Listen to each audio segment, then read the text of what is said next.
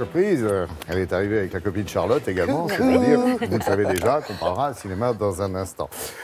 Bonjour Brigitte Fanny, comment ça va ce matin? Très bien. Vous avez une belle info à nous donner, à savoir que la première maison de l'après-cancer vient d'ouvrir ses portes, près de Paris, dans la région parisienne, avec une prise en charge assez originale, on va dire, des patients et surtout des soins dont on n'avait pas l'habitude d'entendre parler jusqu'à présent.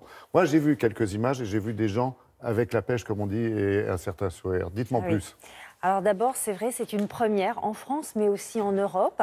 L'Institut Raphaël, c'est son nom, qui est situé à Levallois dans les Hauts-de-Seine, propose une prise en charge différente et assez unique des patients atteints de cancer.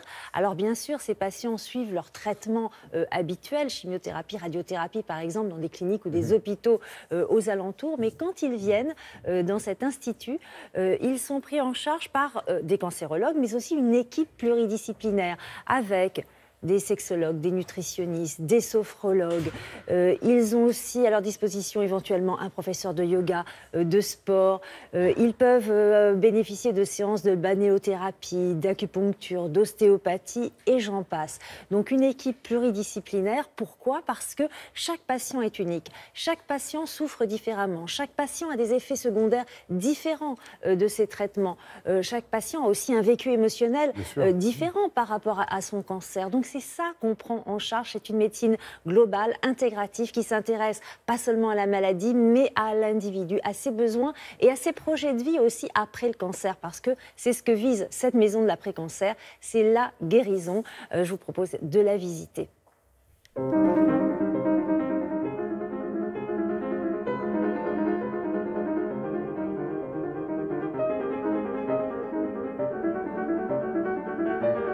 Aujourd'hui, après un cancer, de nombreux patients souffrent de sentiments d'abandon, de rupture psychosociale. Prendre en charge globalement chacun et son projet de vie, plutôt qu'uniquement la maladie, peut nous permettre d'espérer améliorer le pronostic, diminuer le taux de dépression, améliorer le bien-être, la réinsertion sociale, avec cette approche globale et complémentaire. En étant ici, je me sens moi-même. On s'occupe vraiment de moi en tant que personne et non pas en tant que patiente ayant un cancer ou malade ayant un cancer. Et il faut savoir que les traitements rendent ma peau assez sèche et déshydratée. Et en venant ici, donc j'ai des soins faits par une onco-esthéticienne et des produits totalement spécialisés pour les malades. On va recommencer maintenant. Allez, on respire bien. Vous pouvez poser les mains un petit peu en avant. Le sport est une priorité à chaque étape de la maladie. Non seulement parce que le sport améliore le bien-être et permet de lutter contre la fatigue, mais également parce que le sport diminue le risque de récidive après un cancer.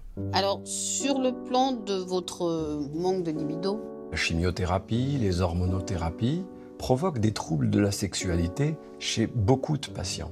Nous proposons pour chaque patient et sans tabou des consultations avec les sexologues. j'en avais discuté un petit peu de tout ce qu'on avait dit avec votre conjoint. Voilà, on a beaucoup abordé le fait qu'on avait besoin de se retrouver, mais déjà au niveau du contact, des caresses. Donc, Parce que ça s'était complètement arrêté à un moment donné. Oui. Vous voyez, quand j'enlève ma perruque le soir, moi je suis à nu, quoi. Et lui, il a aussi du mal à le vivre. Le stress est quasiment inhérent à chaque patient qui a un cancer. Et les peurs, avoir peur de mourir, avoir peur de souffrir. Nous proposons à chaque patient de la psychologie, mais également d'autres techniques comme la musicothérapie, l'art-thérapie, la dramathérapie avec des ateliers théâtre. Apprendre à appréhender ses émotions et à arriver à mieux vivre pendant et après les traitements. On va juste prendre quelques instants pour nous connecter à notre corps et à notre respiration. Grâce au yoga, je retrouve toute mon énergie parce qu'on vous apprend justement dans ce centre à gérer son stress, à enlever toutes les idées négatives, tout ce qui est morbide autour de vous. J'accepte ce que je n'acceptais pas du tout au début, le cancer. Je vais guérir, je vais m'en sortir, je vais vivre.